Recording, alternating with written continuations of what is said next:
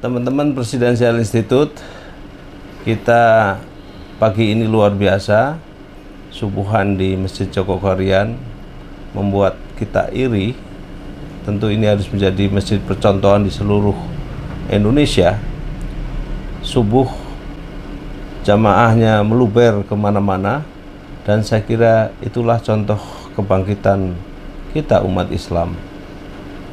Kita di Presidensial Institute membangun begitu banyak narasi, begitu banyak diskusi, mempodcast dengan begitu banyak tokoh untuk membangun peradaban Indonesia pada khususnya dan dunia Islam pada umumnya.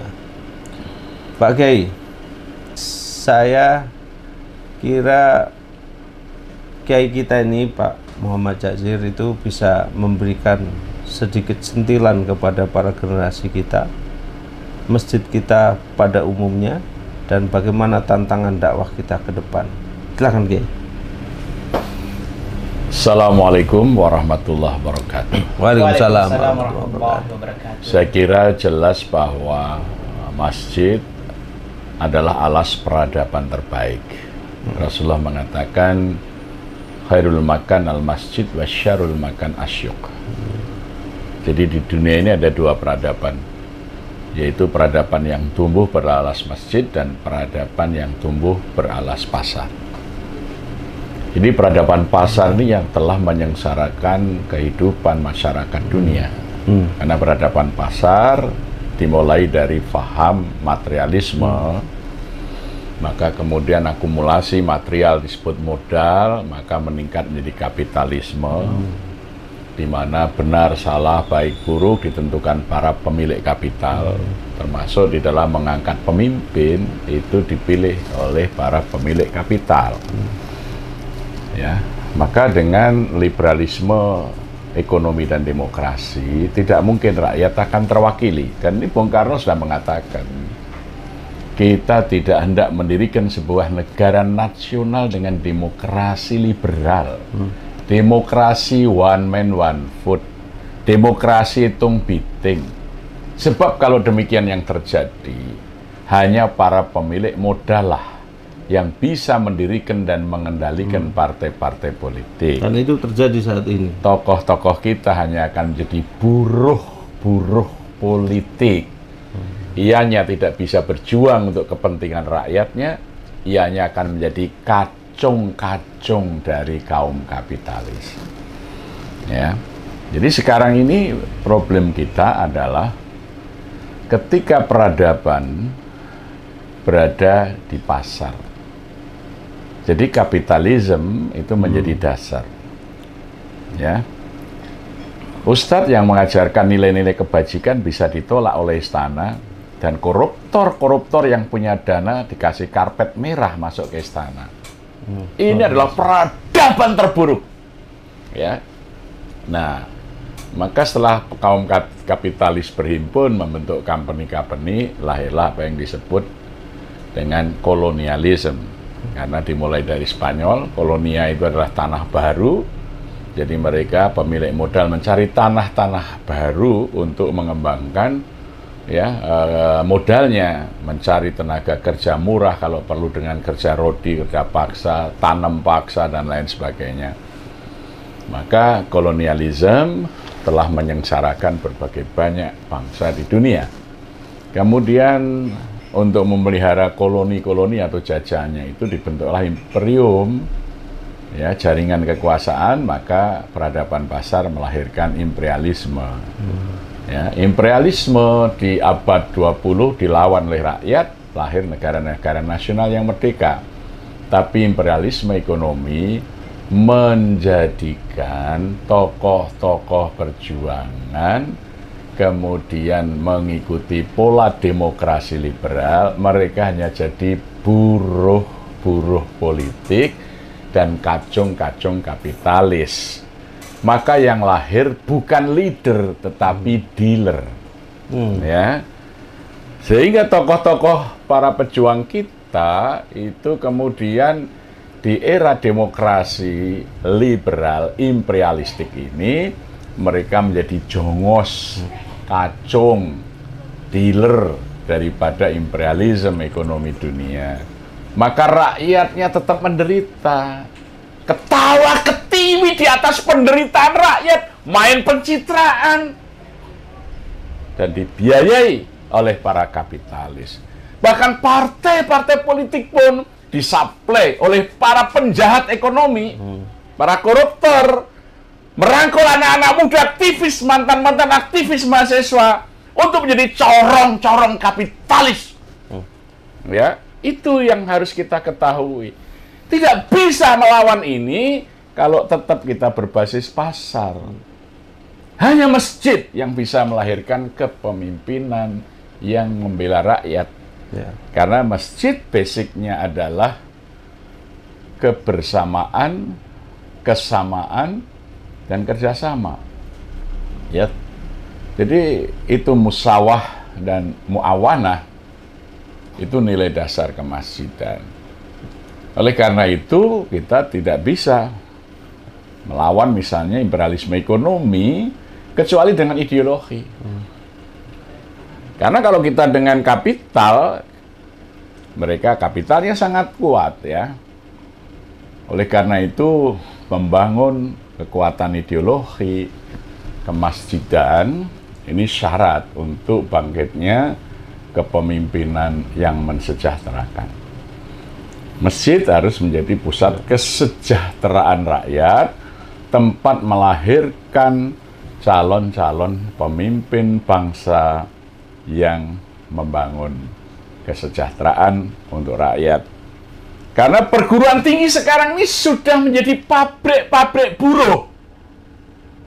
Perguruan tinggi tidak melahirkan leader, melahirkan dealer-dealer yang bekerja menjadi jongos-jongos kapitalis. Mereka tidak dididik untuk memimpin rakyat, membela rakyat, membangun kesejahteraan rakyat, tetapi perguruan tinggi telah menjadi pabrik-pabrik buruh yang bekerja untuk kepentingan imperialisme dunia. Itu. Ada salah silabus atau gimana ini kira-kira? Salah ideologi. Salah ideologi. Jadi dulu para pemimpin kita mendirikan perguruan tinggi untuk menyiapkan calon-calon pemimpin. Di mana negara kita ini akan kita dirikan. 3 minggu sebelum kemerdekaan misalnya, Hatta, Natsir, Sarjito, dan lain sebagainya mendirikan Universitas Islam Indonesia. Karena di negara merdeka, mereka berpikir, kita ini kurang pemimpin yang memiliki keahlian. Kita bisa bayangkan dalam diskusi menyiapkan alas dasar negara, Dogorijo Jumbejo Saga itu diambil unsurnya dari Java Hokokai. Misalnya Java Hokokai adalah orang Jawa dan Sumatera yang terdidik. Kemudian diperluas, mengundang dari Borneo, dari Celebes, dari Indonesia Timur. Dan yang kedua, diundang perwakilan dari Majelis Syuro Muslimin Indonesia, bukan partai ya, Masyumi waktu itu sebagai wadah berhimpunnya seluruh ulama-ulama Indonesia di masa Jepang yang dibentuk oleh Ki Bagus Satikusumo ya, dalam kontrak perjanjian dengan Jepang membantu memenangkan perang Asia Timur Raya ya. Maka Majelis Syuro Muslimin ini bergerak bersama Java Hokokai untuk membangun kader-kader pemimpin militer melalui peta, pembela tanah air, kemudian lahir Romusha untuk menyiapkan logistik perang, dan lain sebagainya. Dibentuk Gotori Gumi untuk membangun pemerintahan dari daerah sampai ke pusat, bagi menyiapkan calon-calon pemimpin yang memimpin negara di mana ketika nanti tentara pendudukan Jepang memberikan kemerdekaan. Nah, kembali ke masjid, Kiai. Masjid sebagai simbol-simbol perjuangan umat ini kan harus diwarnai oleh aktivitas yang mumpuni juga, seperti halnya Masjid Jogokarian kan yang luar biasa.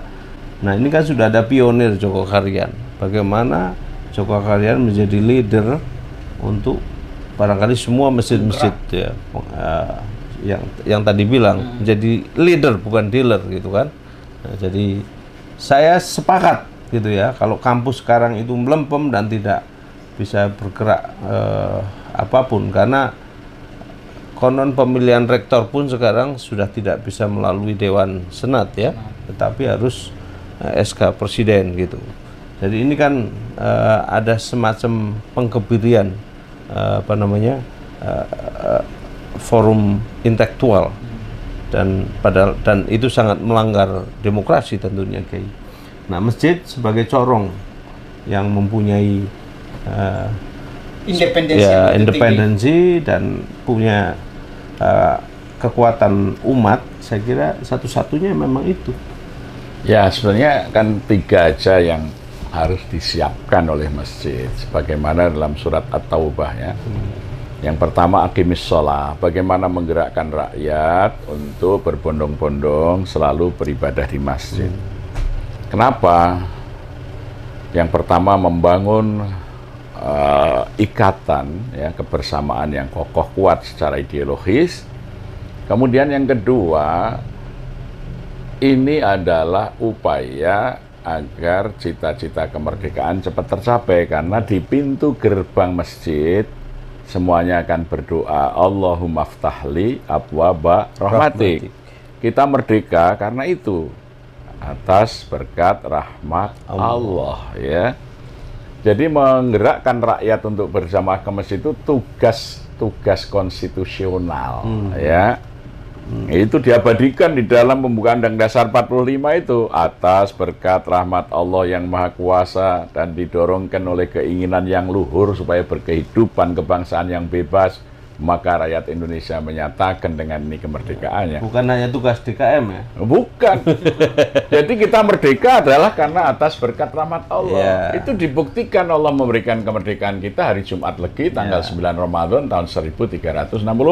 Jadi kita itu awal Ramadan. Kita ini jauh dari rahmat karena jauh dari masjid. Nah, ini. makanya itu satu, gerakan rakyat dimobilisasi, maka bisa dilihat Jokowi itu 5 waktu jamaah penuh. Kemudian yang kedua, wa'atuz zakat.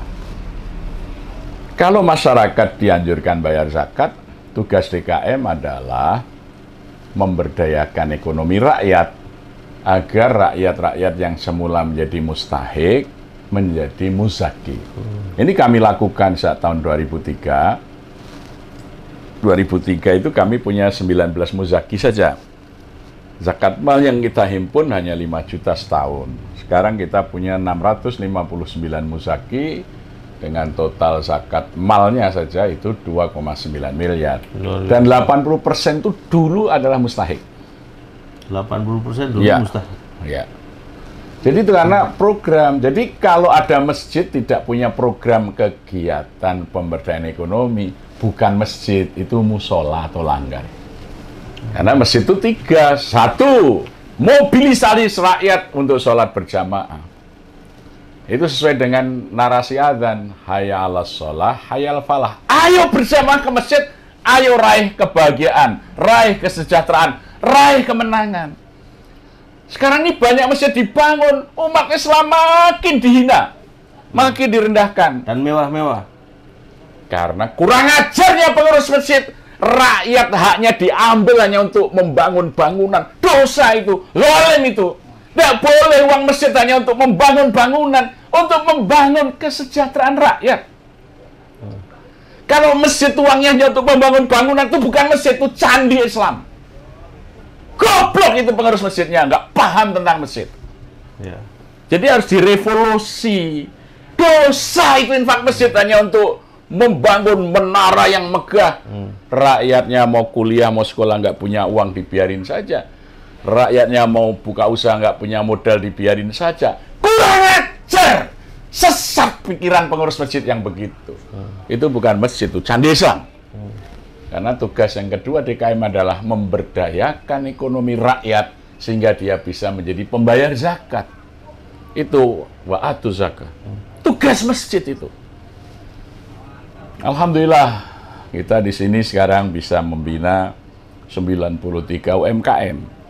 Kalau Anda subuh datang di sini, sholat tuh sampai ke jalan-jalan karena Sabtu dan Ahad kita buat pasar rakyat. Jamaah kita berikan voucher belanja untuk membeli produk-produk rakyat. Karena semua ibadah di dalam Islam itu sumber ekonomi, sumber kesejahteraan. Ya, satu contoh pecinya saja. Kalau Anda pakai peci PGW ini orang Gresik yang untung. Maka kami di Jogokarian buat peci batik Jogokarian. Saya udah beli 2. Ya. Sekarang ini warga kami ada 15 kepala keluarga hidup dari membuat ini. Masya Allah. Ya, 15 saya pakai baju batik, ya batik tulis, sehingga para pembatik di sini bisa hidup lagi. Ya, maka zalim itu ustadz itu tidak soleh ekonomi ketika dia khutbah ke masjid pakai jubah, pakai surban, tapi made in China. Kurang ajar ustadz seperti itu. Kalau di sini made in China, keluar!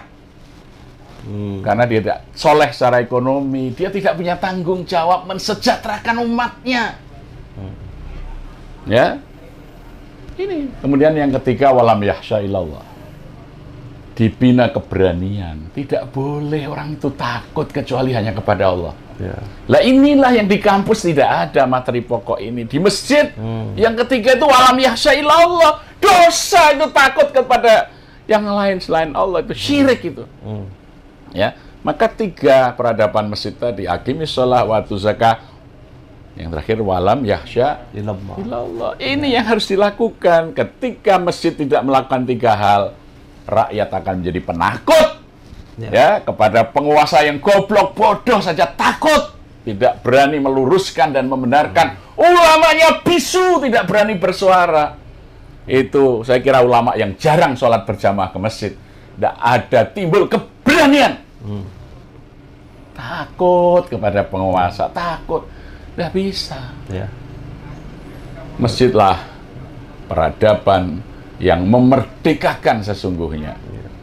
Karena tidak takut kecuali hanya kepada Allah, itu merdeka yang sesungguhnya. Dan itulah tujuan kemerdekaan. Freedom from fear. Hilang rasa ketakutan. Itu dibangun dari masjid. Ini kalau masjid tidak melakukan 3 itu, bukan masjid itu. Candi. Candi Islam. Iya, itu candi Islam. Luar biasa, Kiai. Ya. Ya, saya kira waktu juga membatasi kita, tapi sebelum kita close, ada close statement dari Kiai Muhammad Jazir sebagai Ketua Dewan Syuro di Jogokarian ini. Ya, saya kira harus kita kembalikan. Fungsi masjid adalah tempat melahirkan pemimpin-pemimpin bangsa yang bisa memerdekakan rakyat dengan semerdeka-merdekanya. Hanya dengan kembali ke masjid, Indonesia akan menjadi negara yang benar-benar merdeka. Luar biasa, Presidential Institute, dimanapun kalian berada. Sayyidina Ali pernah mengatakan, iman seseorang itu akan tumbuh di masjid dan hilang di pasar. Bagaimana untuk menemukan iman kembali, ya harus sering-sering ke masjid. Kira-kira begitu. Itu ya. Insya Allah. Pasar, bagaimana tempat menghidupkan ekonomi, membangun ekonomi umat.